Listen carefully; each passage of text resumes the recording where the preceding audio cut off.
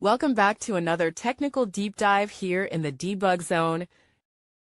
Today we're tackling a big question and breaking it down with insights from other users. Hopefully this clears up some misconceptions and helps you get the answer you need. So buckle up, stay a little curious, and let's jump right in.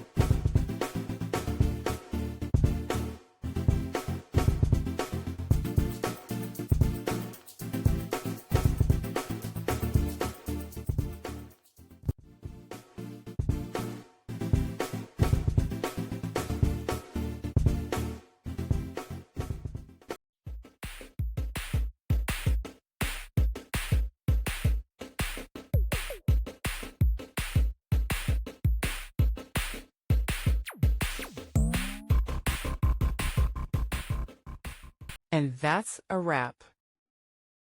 I hope you found the answer you were looking for. If you did, take a second to hit that subscribe button. It really helps out.